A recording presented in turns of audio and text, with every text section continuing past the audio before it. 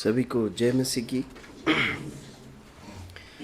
प्रभु का धन्यवाद हो कि एक बार फिर ये समय मिला कि हम परमेश्वर की आराधना करने के लिए मिल सके और एक अच्छा समय मिला कि हम मेज में से सहभागी हो सके।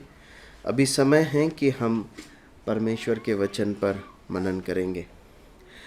आज के कुछ देर के मनन के लिए हम एक विषय पर मनन करेंगे जिसे कहते हैं एक विषय पर मनन करेंगे, वो है अनुग्रह।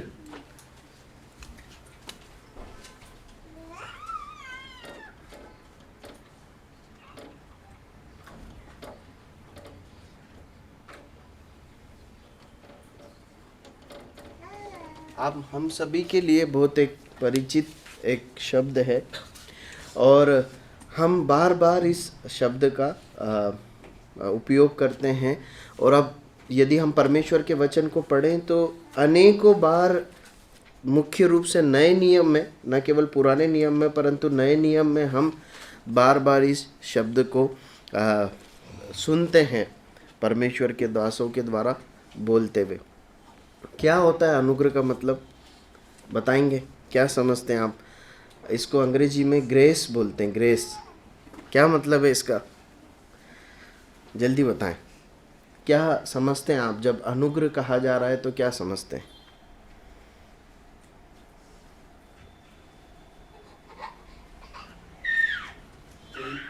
कोई चीज का फायदे का योग्य नहीं है वो अनुग्रह। कोई चीज पाने के योग्य नहीं है तो वो यदि हम मिले तो हम क्या कहते हैं? अनुग्रह, है ना। हमारे जो शिक्षा प्रणाली है उसमें ऐसा प्रावधान है।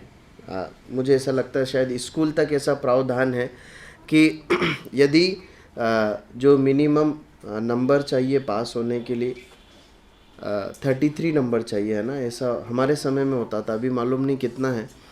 तो यदि किसी के 30 नंबर आए हैं तो 3 नंबर ग्रेस देकर, मतलब अनुग्रह देकर उन्हें पास कर दिया जाता था, है ना। सही है ना, ऐसा ही होता।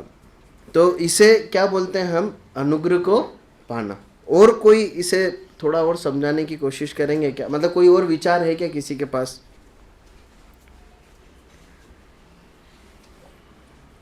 कोई और अनुभव हो किसी का, कोई और विचार हो?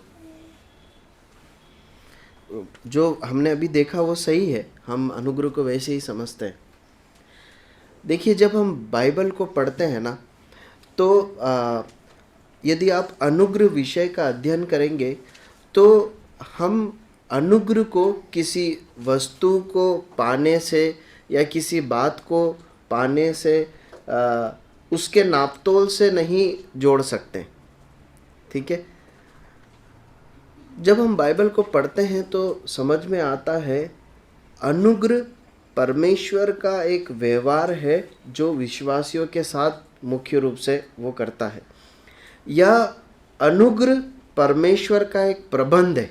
देखिए, इसके लिए एक आयत पढ़िए, इफिसियों की पत्री 3 अध्याय और 2 आयत। इफिसियों की पत्री 3 अध्याय 2 आयत।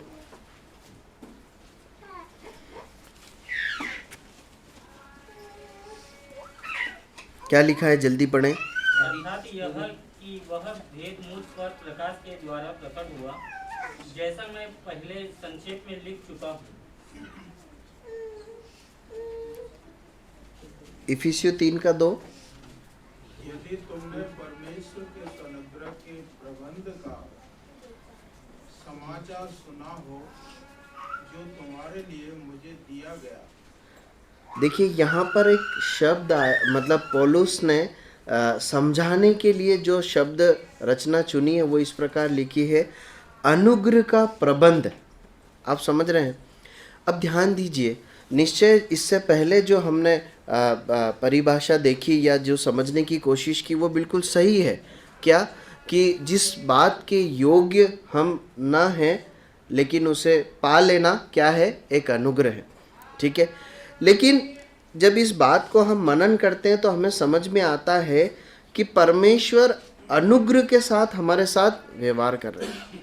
देखिए, अनुग्रह एक अनुग्रह को हम अपनी भौतिक आशीषों से या जो हमने प्राप्त किया है उससे नाप तोल नहीं सकते, परंतु हमारे जीवन के अनुभव में, प्रतिदिन के अनुभव में परमेश्वर का प्रबंध एक अनुग्रह के रूप में हमारे ऊपर आता है, या परमेश्वर का व्यवहार हमारे ऊपर अनुग्रह के साथ होता है। इस बात को देखना या चखना या जान पाना बहुत महत्वपूर्ण है। देखिए, क्या हमेशा ऐसा ही होता है कि हम कुछ परमेश्वर से मांगे और हम पाएं? हमेशा जरूरी है क्या ऐसा ही हो? नहीं, है ना? तो इसका मतलब क्या है? क्या परमेश्वर का अनुग्रह हमारे ऊपर नहीं है? है। इसका मतलब क्या है? अनुग्रह मात्र भौतिक आशीषों को पा लेना नहीं है, परंतु परमेश्वर का जो विशेष प्रबंध और विशेष व्यवहार जो मुख्य रूप से विश्वासियों के लिए है, हम देखते हैं। ठीक है, हम आगे बढ़ते हैं। देखिए, परमेश्वर के गुणों में से एक गुण है परमेश्वर अनुग्रहकारी है। एक आयत को पढ़िए, भजन संहिता 103 उसका 8 आयत, जल्दी से पढ़े। साम 103 वर्स 8। यहोवा दयालु और अनुग्रहकारी, विलम्ब से कोप करने वाला और अति करुणामय है। परमेश्वर के अनेक गुणों को वहाँ लिखा है, उसमें से एक गुण क्या है? वो क्या है? अनुग्रहकारी है। देखिए, ये अनुग्रह जो है ना, इसकी उत्पत्ति परमेश्वर में से होती है। ये परमेश्वर के गुणों में से एक गुण है। ठीक है, एक बात देखते हैं। उसके बाद आपको मालूम है ये अनुग्रह हम तक कैसे पहुंचा? इस अनुग्रह को धरती पर कौन लेके आया? पढ़िए, प्रभु यीशु मसीह। यूहन्ना 1 अध्याय उसकी 14, 16 और 17 आयत, जल्दी से पढ़ें। John gospel chapter 1 verse 14, 16 and 17। यूहन्ना पहला अध्याय 14, 16 और 17, जल्दी से पढ़ें। और वचन देहधारी हुआ और अनुग्रह और सच्चाई से परिपूर्ण होकर हमारे बीच में डेरा किया, और हमने उसकी ऐसी महिमा देखी जैसे पिता के एकलौते की महिमा। 16-17। क्योंकि उसकी परिपूर्णता में से हम सब ने प्राप्त किया, अर्थात अनुग्रह पर अनुग्रह। इसलिए कि व्यवस्था तो मूसा के द्वारा दी गई, परंतु अनुग्रह और सच्चाई यीशु मसीह के द्वारा पहुंची। देखिए, इस धरती पर परमेश्वर के अनुग्रह को प्रभु यीशु मसीह लेकर आए। बाइबल बताती है कि परमेश्वर अनुग्रहकारी है, वो अनुग्रह से भरे हैं, लेकिन उस अनुग्रह को हम पर लाने वाला या हम तक पहुंचाने वाला, इस धरती पर उपलब्ध कराने वाला कौन है? प्रभु यीशु मसीह है। प्रभु यीशु मसीह है। लिखा है अनुग्रह से भरकर प्रभु यीशु मसीह आए, अनुग्रह का डेरा हुआ, और हम तक अनुग्रह किसके द्वारा पहुंचा? प्रभु यीशु मसीह के द्वारा पहुंचा। देखिए, जब हम अनुग्रह के विषय में बात करते हैं ना, तो हमारी जो सोच है क्या है कि हम जिस योग्य नहीं है वो हमें परमेश्वर देते हैं। बिल्कुल सही है, लेकिन परमेश्वर का ये जो व्यवहार है ये हम पर क्यों हो पाता है? उसका माध्यम क्या है? प्रभु यीशु मसीह। आपने सुना होगा और आप जानते हैं, हम सभा के अंत में आशीष वचन बोलते हैं। उस आशीष वचन में हम क्या बोलते हैं, याद है आपको? क्या है वो आशीष वचन? परमेश्वर पिता का प्रेम और प्रभु यीशु मसीह का अनुग्रह। प्रभु यीशु मसीह का अनुग्रह। प्रियो, हम है ना, परमेश्वर हम पर अनुग्रह करते हैं, लेकिन हम अनुग्रह के भी काबिल नहीं। अगर प्रभु यीशु मसीह इस धरती पर नहीं होते तो हमें परमेश्वर का अनुग्रह भी नहीं मिलता।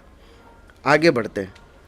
एक मसीही विश्वासी के जीवन का आरंभ, उसके नया जन्म अनुग्रह से ही होता है। देखिए, एक आयत पढ़ी, इफिसियों की पत्री 2 अध्याय उसकी 5 से आयत पढ़ी। इफिसियों की पत्री 2 अध्याय 5 से 8 आयत तक। इफिसियंस चैप्टर 2 वर्स 5 to 8 क्या लिखा है?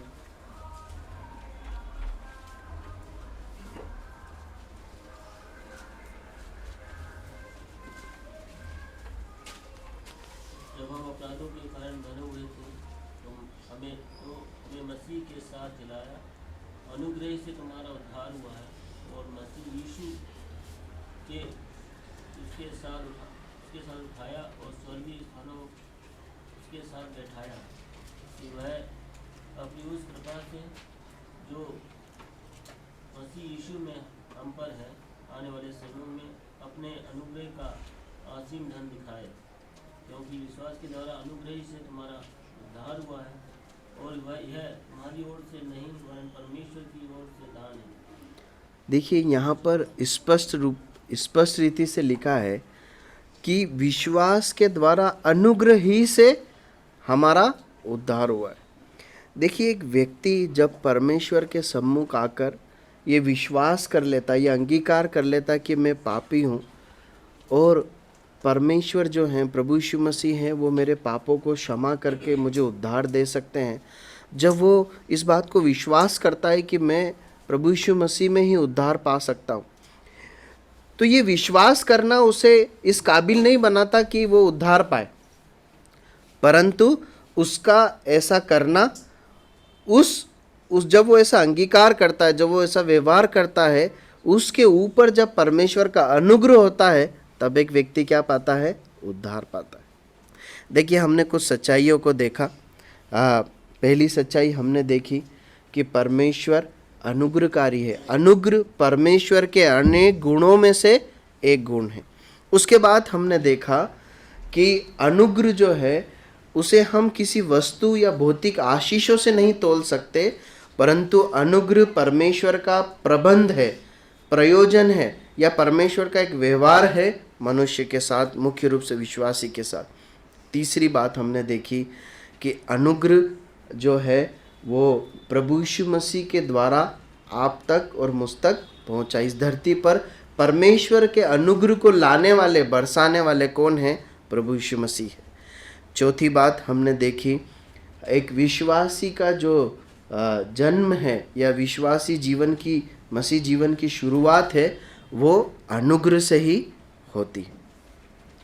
अब आप इस विषय का अध्ययन करेंगे ना बाइबल में, तो बाइबल की प्रथम और अंतिम दोनों पुस्तक में और बीच की सारी पुस्तकों में आप परमेश्वर के अनुग्रह के विषय में पढ़ेंगे। आपको मालूम है अनुग्रह का सबसे पहले वर्णन, उस शब्द का वर्णन कहाँ आया है? आपको मैं ऐसा समझता हूँ आपको याद हैगा, थोड़ा सा आप जोर डालेंगे तो समझ। उत्पत्ति की पुस्तक में आया, सबसे पहले किसके विषय में लिखा है? हाँ, नूह के विषय में लिखा है। क्या लिखा है मालूम है? कि परमेश्वर की अनुग्रह की दृष्टि नूह पे बनी रही। और आपको मालूम है परमेश्वर के वचन का, बाइबल का जो अंतिम अध्याय है उसकी अंतिम आयत में क्या लिखा है? पढ़िए क्या लिखा है। प्रकाशित वाक्य 22वां अध्याय उसकी 21वीं आयत, क्या लिखा है? प्रभु यीशु का अनुग्रह पवित्र लोगों के साथ रहे। परमेश्वर का अनुग्रह पवित्र लोगों के साथ रहे। प्रियो, पिछले दिनों इस विषय को जब मैं मनन कर रहा था ना, तो मुझे इस प्रकार से सीखने को मिला कि हम बहुत सहजता से या कई बार आदतन अनुग्रह की बातें करते हैं, मतलब अनुग्रह के शब्द के विषय में प्रार्थना करते हैं या अनुग्रह मांगते हैं, लेकिन बाइबल बताती है कि परमेश्वर का अनुग्रह जो प्रभु यीशु मसीह के द्वारा हम तक पहुंचा है, ये एक बहुत महत्वपूर्ण प्रबंध है जो परमेश्वर का हमारे लिए है, और बहुत ज़रूरी है कि हम परमेश्वर के अनुग्रह में बने रहें या अनुग्रह को पाने के लिए अपने जीवन को दें। देखिए कुछ आयतों को पढ़ते हैं जहाँ पे परमेश्वर का वचन अनुग्रह को पाने के लिए, अनुग्रह में बने रहने के विषय में सिखाता है। देखिए एक आयत पढ़ी, प्रेरितों के काम 13 अध्याय और उसकी 43वीं आयत, क्या लिखा है? हमें अनुग्रह में बने रहना, वहाँ ऐसा पढ़ते हैं। एक्स चैप्टर 13 वर्स 43, प्रेरितों के काम 13 का 43, क्या लिखा है? जल्दी पढ़ें।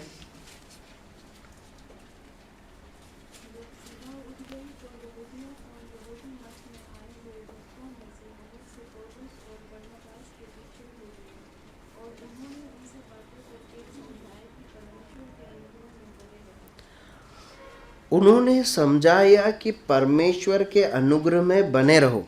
एक और आयत पढ़िए, दूसरा तीमुथियुस 2:1, सेकंड तीमुथी चैप्टर 2 वर्स 1, दूसरा तीमुथियुस 2:1, दूसरा तीमुथियुस 2:1, जल्दी से पढ़ें। इसलिए हे मेरे पुत्र, तू उस अनुग्रह से जो मसीह यीशु में है बलवंत हो जा।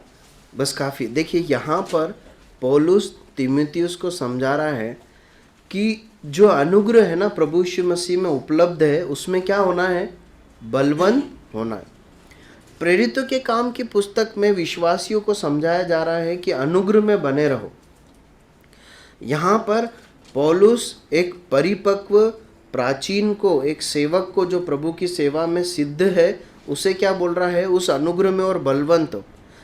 और यदि आप तीमुथियुस की पत्री में उसके आगे की आयतों को पढ़ेंगे ना, तो परमेश्वर के लिए सेवा में कष्ट, परिश्रम और कैसे उस सेवा में बहुत चुनौतियों के साथ उस सेवा में बढ़ना, इस बारे में पौलुस सिखा रहा है। लेकिन उससे पहले क्या बता रहा है? क्या होना है? अनुग्रह में बने रहना या अनुग्रह में बलवंत होना। अब ध्यान दीजिए, जब आप बाइबल को पढ़ते हैं ना, तो आपको समझ में आएगा कि परमेश्वर का अनुग्रह बड़े अनुग्रह में समान रूप से सबके लिए बरसता है। परमेश्वर का अनुग्रह समान रूप से सब मनुष्यों पर बरसता है।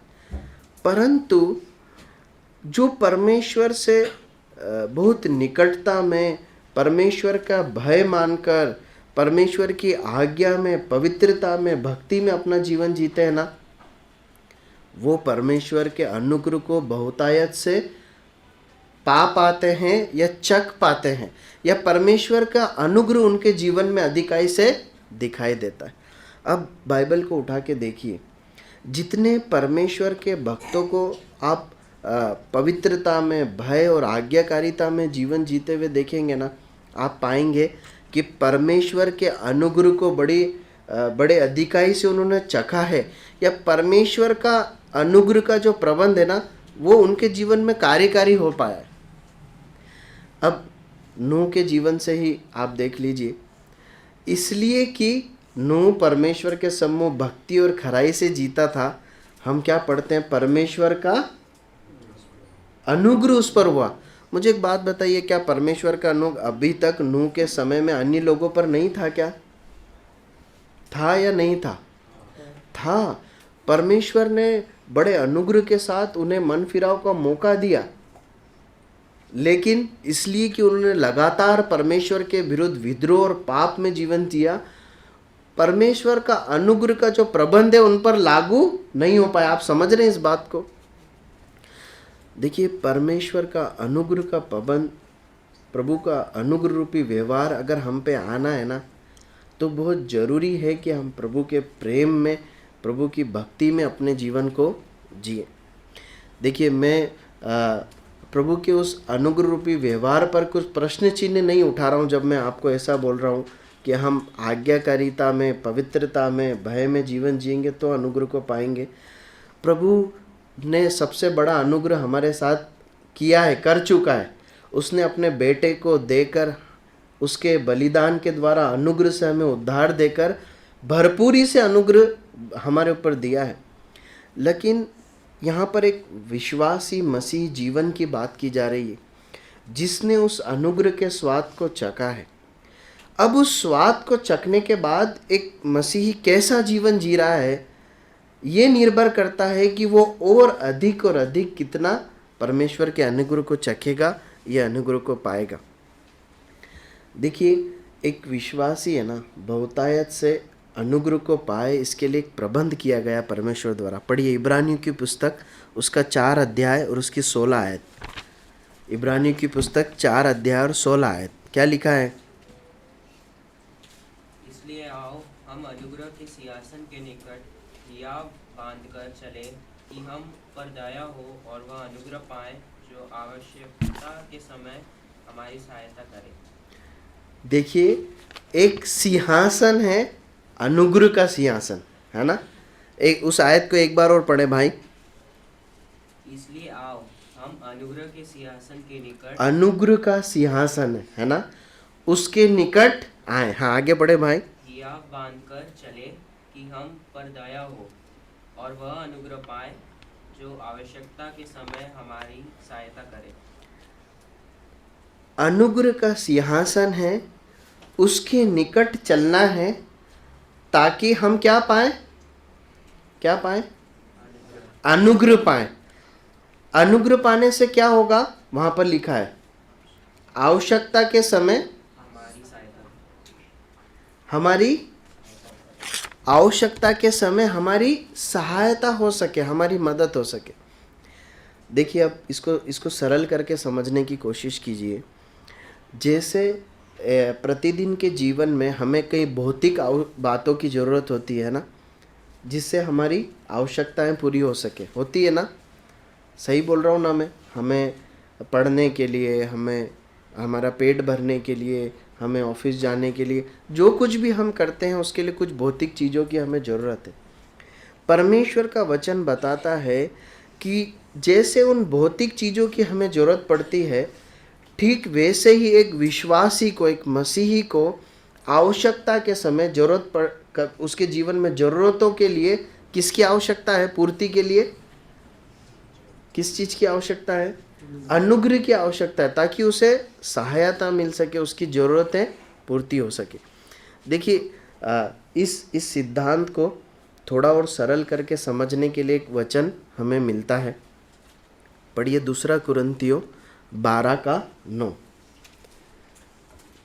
2 कुरिन्थियों 12:9। 2 Corinthians chapter 12 verse 9। पढ़िए, क्या लिखा है? और उसने मुझसे कहा, मेरा अनुग्रह तेरे लिए बहुत है, क्योंकि मेरी सामर्थ निर्बलता में सिद्ध होती है, और इसलिए मैं बड़े आनंद से अपनी निर्बलताओं पर घमंड करूंगा। बस काफ़ी। देखिए, हम ये देख रहे थे कि अनुग्रह के सिंहासन के निकट आना, परमेश्वर ने एक अनुग्रह का सिंहासन रखा है ताकि हम निकट आएं, उसमें चलें, अनुग्रह पाएं। हम ये देख रहे थे कि जैसे हमें भौतिक चीज़ों की ज़रूरत है, वैसे एक विश्वासी को परमेश्वर के अनुग्रह की आवश्यकता है ताकि उसकी सहायता हो सके। उस बात को हम यहाँ पूरी होते हुए देखते हैं।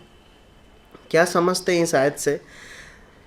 देखिए, कई बार ऐसा होता है कि हम परमेश्वर से कुछ मांगते हैं, है ना? यहाँ पर पौलुस परमेश्वर से कुछ मांग रहा है, लेकिन परमेश्वर उस वस्तु का या उस बात को नहीं देते। उसके बदले में क्या दे देते हैं? अनुग्रह देते हैं। आप समझ रहे हैं? अनुग्रह देते हैं। तो अनुग्रह पाने से क्या हुआ? हमने कुछ बात परमेश्वर से मांगी जो हमारी ज़रूरत है, शायद उससे हमें संतुष्टि मिलेगी, आनंद मिलेगा, हमारी ज़रूरत पूरी हो गई। पौलुस ने भी मांगा। उसकी पिछली आयत को पढ़ेंगे तो वहाँ लिखा है कि मेरी देह में कांटा चुभाया गया है, और मैंने प्रार्थना की कि प्रभु वो मुझसे दूर हो। परमेश्वर ने क्या बोला? वो दूर नहीं होगा, परंतु क्या होगा? मेरा अनुग्रह तुम्हें मिलेगा। देखिए, कई बार परमेश्वर हमें नापसंद आने वाली चीज़ों में से होकर जाने देते। कई बार परमेश्वर हमें जो पसंद है वो चीज़ें न देकर हमें नापसंद वाली अवस्था में या उन चीज़ों में से होकर जाने देते हैं। लेकिन परमेश्वर क्या देते हैं मालूम है? अनुग्रह देते हैं। अब अनुग्रह देते हैं तो पता है क्या होता है? जिन बातों को, जिन चीज़ों को हम मांग रहे हैं या जिसकी इच्छा रख रहे हैं, उसको पाने से जो शांति या संतृप्ति हमें मिलती है, वो संतृप्ति हमें बिना उन वस्तुओं को पाए हुए किससे मिल जाती है? अनुग्रह से मिल जाती है। आप समझ रहे हैं? देखिए, उस आयत को जब हम पढ़ते हैं, पौलुस यहाँ पर ये लिख रहा है, पौलुस क्यों मांग रहा है कि मुझे उनसे छुटकारे दे ताकि उसे आराम मिल सके, है ना? पौलुस की जो भी समस्या रही होगी उससे छुटकारा पाने के लिए उसने प्रार्थना की, ठीक है, ताकि वो आराम से रह सके। इस आयत के बाद के आगे की आयतों को पढ़ेंगे ना तो आप पाएंगे कि पौलुस बहुत खुश है, आनंदित, वो तृप्त है। क्यों? क्योंकि उसे क्या मिला है? परमेश्वर का अनुग्रह मिला है। परमेश्वर का अनुग्रह मिला। ठीक है, प्रभु सहायता करे। देखिए बहुत ज़रूरी है एक मसीह जीवन में कि हम प्रभु के अनुग्रह के सिंहासन के पास चले, हम परमेश्वर से लिपट कर खराई से, पवित्रता में, भक्ति में जीवन जिए, ताकि हम क्या पाएँ, परमेश्वर का अनुग्रह पाएँ। देखिए इस वचन के प्रकाश में हमने पिछले दिनों कई परमेश्वर के लोगों का मनन किया। हम नेहमिया के जीवन से सीख रहे थे, है ना। आपने देखा परमेश्वर की अनुग्रह की दृष्टि उस पर थी, परमेश्वर का अनुग्रह उस पर था, इसलिए राजा का भी अनुग्रह हुआ। आप कंपैरिजन कर पा रहे हैं ना। एक व्यक्ति जो परमेश्वर से लिपट कर जीता है ना, वो अपने जीवन के हर क्षेत्र में अनुग्रह को पा पाता है। देखिए मैं ये नहीं कह रहा हूँ कि उसके जीवन में परेशानियाँ नहीं होगी, चेतावनी नहीं होगी, चुनौतियाँ नहीं होगी। नेहमिया के जीवन में अनेक चुनौतियों को, कठिनाई को, परेशानी को जो आंतरिक और बाहरी रूप से आई हम देखते हैं, लेकिन परमेश्वर का अनुग्रह था, इसलिए हम उसे आनंदित देखते हैं। इसलिए हम उसे उसके कार्यों में परमेश्वर के हाथ के साथ साथ दूसरे जरूरी बातों को या राजाओं के अनुग्रह को या मदद को भी देख पाते। ठीक है, प्रभु सहायता करे। हम आगे बढ़ते हैं। हमने अनुग्रह के विषय में या अनुग्रह क्या है इस विषय में समझा। हमने देखा कि अनुग्रह परमेश्वर का एक गुण है, प्रभु यीशु मसीह लेकर आए हैं। हम अनुग्रह हमें पाना है, अनुग्रह में बलवंत होना है, अनुग्रह के सिंहासन के निकट आना है। अब कुछ देर हम देखेंगे अनुग्रह क्यों हमारे लिए जरूरी है। हमने ये सब तो देखा कि अनुग्रह ये है, इस प्रकार से हम पाएं, लेकिन क्यों अनुग्रह की जरूरत हमें क्यों है, या एक विश्वासी के लिए अनुग्रह का क्या महत्व है, इम्पोर्टेंस ऑफ ग्रेस। ठीक है, हम कुछ बातों को जल्दी से देखेंगे। पहली बात, लूका रचित सुसमाचार 1 अध्याय 28वीं आयत। एक अनुग्रह का विश्वासी जीवन में महत्व या अनुग्रह की जरूरत। लूका 1 अध्याय 28वीं आयत, जल्दी निकालें और पढ़ें। क्या लिखा है?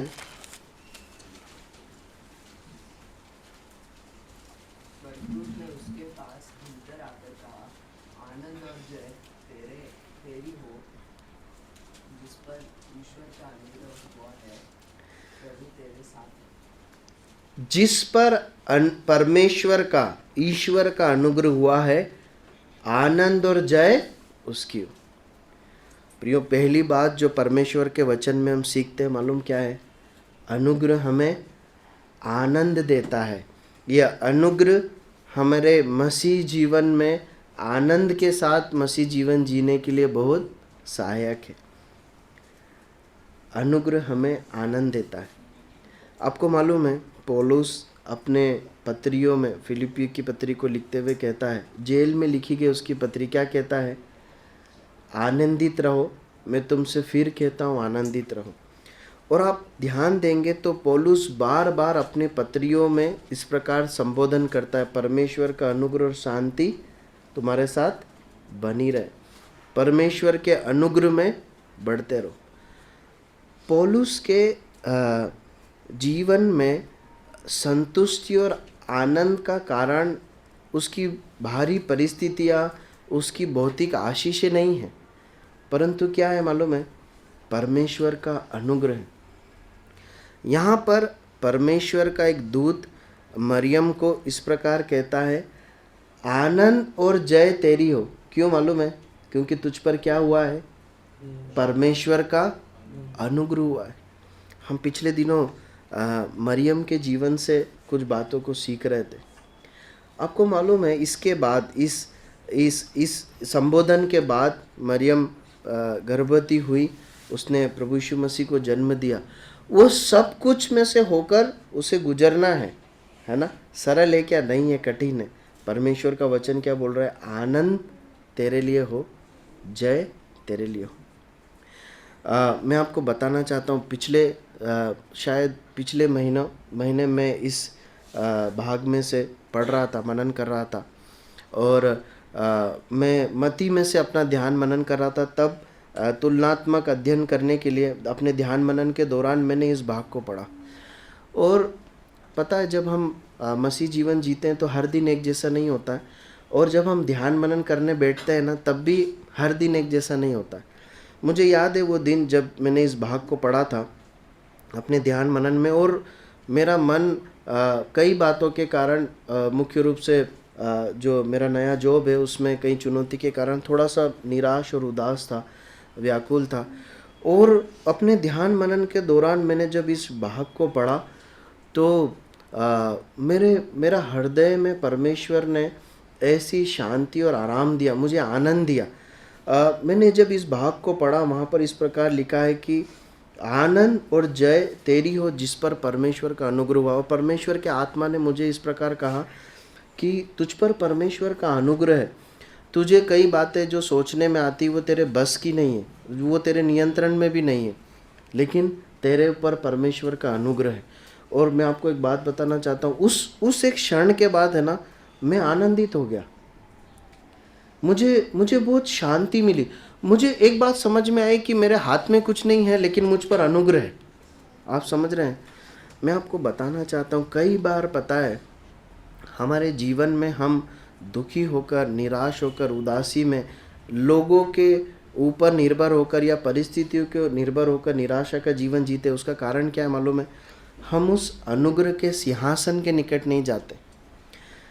पता है अनुग्रह है ना, अनुग्रह एक ऐसा प्रबंध है जिससे एक विश्वासी को बार बार चखने की आदत डालना है।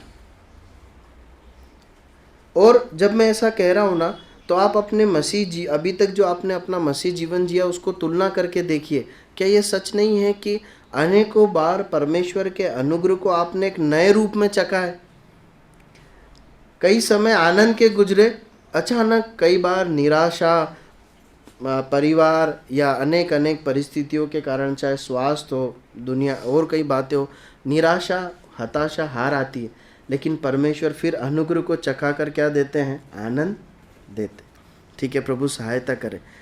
प्रियो, प्रभु अनुग्रह करे कि हम उस अनुग्रह को चख कर अनेक परिस्थितियों में आनंदित रह पाए। दूसरी बात, अनुग्रह क्या देता है मालूम है? वहाँ हमने पढ़ा अनुग्रह विजयी देता है। अनुग्रह विजयी देता है। अनुग्रह एक विजयी जीवन जीने के लिए हमारी सहायता करता है।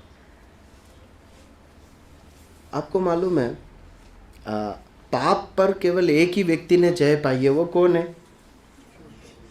प्रभु यीशु मसीह। और प्रभु यीशु मसीह के विषय में क्या लिखा है मालूम है? वो अनुग्रह है। वो अनुग्रह और सच्चाई ने हमारे बीच में डेरा करा, मतलब प्रभु यीशु मसीह ने डेरा किया। प्रियो, हमारे जीवन की अलग अलग परिस्थितियों और चुनौतियों में मालूम है हमें विजयी होने के लिए किसकी आवश्यकता है मालूम है? अनुग्रह की आवश्यकता है। अनुग्रह की आवश्यकता है। ठीक है, आगे बढ़ते हैं। पहली बात, अनुग्रह आनंद देता है। दूसरी बात, अनुग्रह विजयी देता है। तीसरी बात, 1:30 आयत पढ़िए, इसी का लूका पहला अध्याय 3 आयत।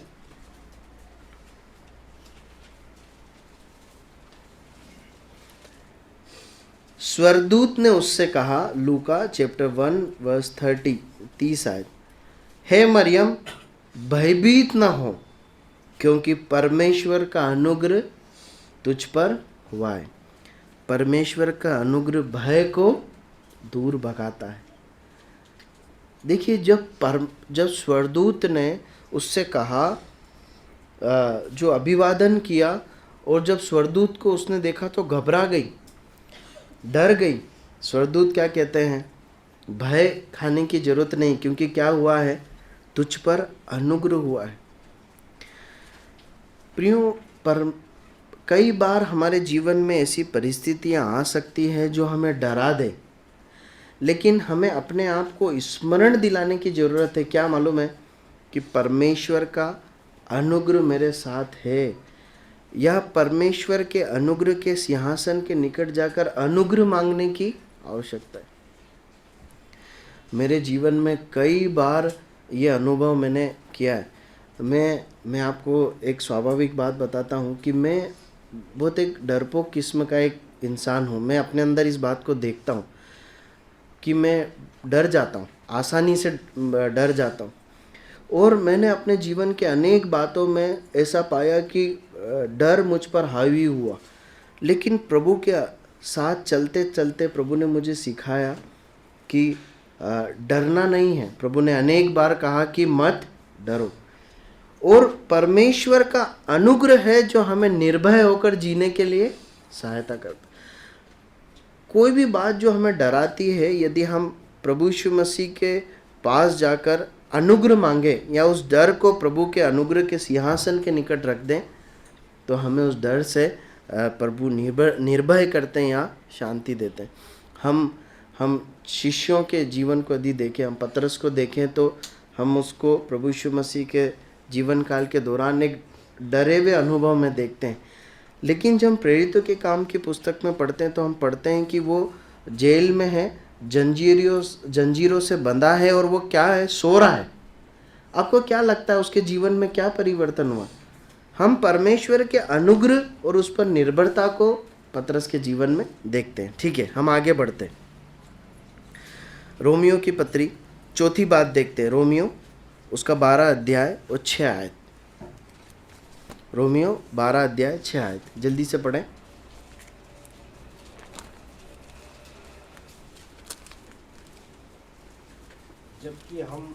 जबकि उस अनुग्रह के अनुसार जो हमें दिया गया है, हमें भिन्न भिन्न वरदान मिले हैं। तो जिसको भविष्यवाणी का दान मिला हो, वह विश्वास के परिणाम के अनुसार भविष्यवाणी करे। देखिए, अनुग्रह है ना, परमेश्वर का अनुग्रह हमारे जीवन में वरदानों को लेकर आता है। अब इसके दो पहलू है। जब ऐसा लिखा है कि अनुग्रह से वरदान मिले हैं, मतलब निश्चय परमेश्वर हमारी अयोग्यताओं के बावजूद, हम योग्य नहीं हैं परंतु वरदान देते हैं, मतलब हमें ऐसी योग्यता देते हैं जिससे हम कलीसिया में इस धरती पर परमेश्वर की सेवा कर सकें। लेकिन ध्यान दीजिए, मालूम है आपको, उन वरदानों का बहुतायत से उपयोग करना और परमेश्वर की सेवा में उपयोग आना उन वरदानों के साथ कब होता है मालूम है? जब एक व्यक्ति अनुग्रह में, परमेश्वर के अनुग्रह में बढ़ता हुआ अपने जीवन को जीता है। वरदान अनुग्रह से मिले हैं, इसलिए बहुत जरूरी है कि परमेश्वर के अनुग्रह में हम बने रहें और उन वरदानों का उपयोग करें। ठीक है, आगे बढ़ते हैं, जल्दी से हमारा समय समाप्त हो रहा। पहला कुरिन्थियों 1, 4 और 5 आयत पढ़ें। First Corinthians chapter 1 verse 4-5। मैं तुम्हारे विषय में अपने परमेश्वर का धन्यवाद सदा करता हूँ, इसलिए कि परमेश्वर का यह अनुग्रह तुम पर मसीह यीशु में हुआ कि तुम उसमें होकर तुम हर बात में अर्थात सारे वचन और सारे ज्ञान में धनी किए गए। यह अनुग्रह तुम पर मसीह यीशु में हुआ कि उसमें होकर तुम हर एक बात में सारे वचन और सारे ज्ञान में धनी किए गए। परमेश्वर का वचन, परमेश्वर का अनुग्रह परमेश्वर के वचन को और ज्ञान को समझने में हमारी सहायता करता है। अगर सरल शब्दों में आप पढ़ें तो वहाँ ये अर्थ निकल के आता है, परमेश्वर का अनुग्रह हमें परमेश्वर के वचन को समझने और परमेश्वर के ज्ञान में बढ़ने के लिए सहायता करता है। देखिए, मालूम है, परमेश्वर के वचन को जब हम पढ़ते हैं ना, तो बहुत कठिन है कि हम अपनी बुद्धि से उसे समझ पाए, लेकिन परमेश्वर अनुग्रह देते हैं ताकि उन भेदों को और ज्ञान को हम समझ सकें। कई बार ऐसा हुआ है कि जब मैं वहाँ बैठकर परमेश्वर के वचनों को सुनता हूँ, जब परमेश्वर के लोग यहाँ पर खड़े होकर परमेश्वर के वचन को बांटते हैं, तो अनेकों बार जब कोई परमेश्वर का दास वचन बांट रहा है, तो मैंने वहाँ बैठकर इस बात को महसूस किया है कि इस वचन से जो ये भेद परमेश्वर के दास बांट रहे हैं, भाई लोग बांट रहे हैं, निश्चय परमेश्वर का कितना अनुग्रह है कि इस बात को वो समझ पाए और हमें समझा रहे हैं। ये बड़ा अनुग्रह है। मैं आपको बताना चाहता हूँ, यदि आप परमेश्वर के वचन को मनन करने में और उसे समझने में कठिनाई महसूस करते हैं ना, आप प्रभु से अनुग्रह मांगे, प्रभु आप मुझे इसे समझाइए, वो समझाएंगे। प्रभु सहायता करते। आगे बढ़ते। कुलस्सियों 4:6, कुलस्सियों 4:6 क्या लिखा है? कुलस्सियों की पत्री, कुलस्सियंस चैप्टर 4 वर्स 6। तुम्हारा वचन सदा अनुग्रह सहित और सलोना हो कि तुम्हारा वचन अनुग्रह के साथ सलोना हो, कि तुम्हें हर मनुष्य को उचित रीति से उत्तर देना आ जाए। देखिए, परमेश्वर का अनुग्रह हमें सही रीति से वार्तालाप करना, कम्युनिकेट करना सिखाता है। एक व्यक्ति जो परमेश्वर के अनुग्रह से भरा है ना, वो उसकी बातें है ना सलोनी होगी, मतलब बहुत सहज होगी, सरल होगी, चोटिल नहीं होगी।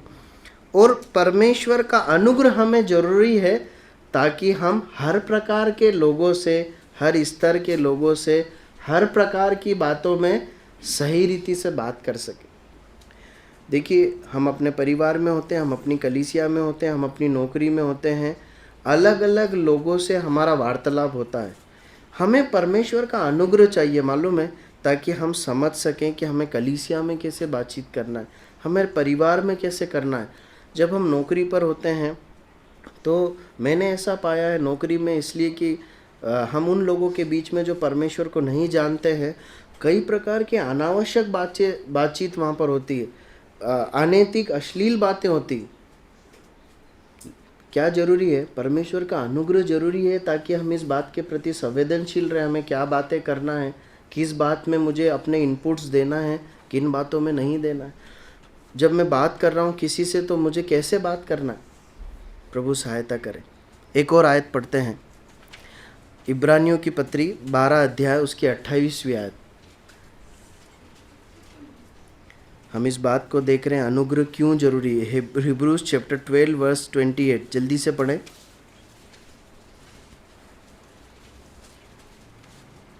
इस कारण हम इस राज्य को पाकर जो हिलने का नहीं, उस अनुग्रह को हाथ में ना जाने दे, जिसके द्वारा हम भक्त और भय सहित परमेश्वर की ऐसी आराधना कर सकते हैं जिससे वह प्रसन्न होता है।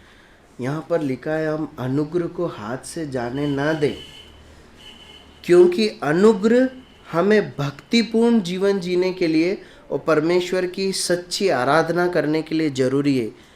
यहाँ पर हम इस बात को देखते हैं कि अनुग्रह भक्तिपूर्ण जीवन जीने के लिए, परमेश्वर की सच्ची आराधना करने के लिए जरूरी है। वहाँ पर लिखा है हम उसे हाथ से जाने ना दें। मालूम है, यह संभव है कि हम परमेश्वर के अनुग्रह को व्यर्थ कर दें। देखिए, एक और आयत पढ़िए, 1 कुरिन्थियों 15:10। 1 कुरिन्थियों 15:10। 1 कुरिन्थियों 15:10।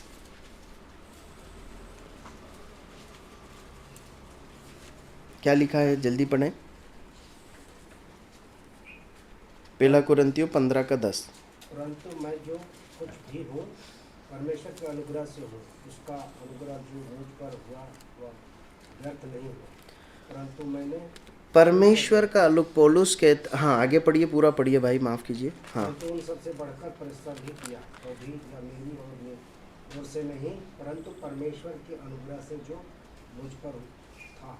देखिए, पौलुस है ना, अपने जीवन का एक बहुत महत्वपूर्ण प्रिंसिपल, सिद्धांत जो उसने जिया, शेयर कर रहा है। उसके ऊपर जो अनुग्रह हुआ उसने व्यर्थ नहीं होने दिया, परंतु उसने क्या किया? बहुत परिश्रम किया। 1 कुरिन्थियों 15:10 हमने पढ़ा। उसने उस अनुग्रह को समझा। परमेश्वर ने मेरे साथ जो डील किए, जो व्यवहार किया, मेरे लिए जो प्रबंध किया, ये परमेश्वर का अनुग्रह, अब मैं इसे व्यर्थ नहीं जाने दूंगा। और लिखा है उसने बहुत परिश्रम किया, और इसलिए हम पौलुस के जीवन को इस प्रकार परमेश्वर की महिमा में उपयोगी देखते हैं। एक आखिरी आयत पढ़कर हम समाप्त करेंगे, 1 पतरस 4:10।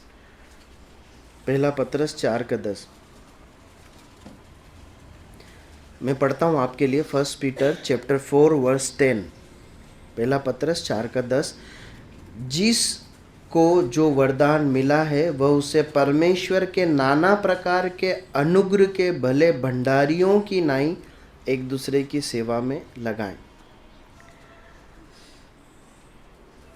अंतिम जिम्मेदारी है जो हमारे लिए है, पता है क्या है?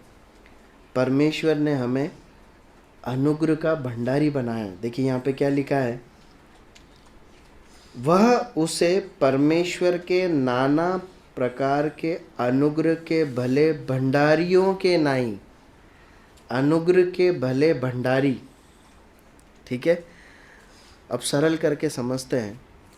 हम जो प्रभु के लोग हैं ना, परमेश्वर ने हमें अनुग्रह का भंडारी बनाया, मतलब अपने अनुग्रह को हम में भरा है, हमें डाला है, हमें दिया है ना? समझ पा रहे हैं ना?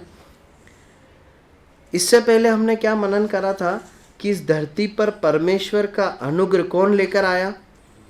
प्रभु यीशु मसीह लेकर आया। प्रभु यीशु मसीह के द्वारा अनुग्रह इस धरती पर पहुंचा।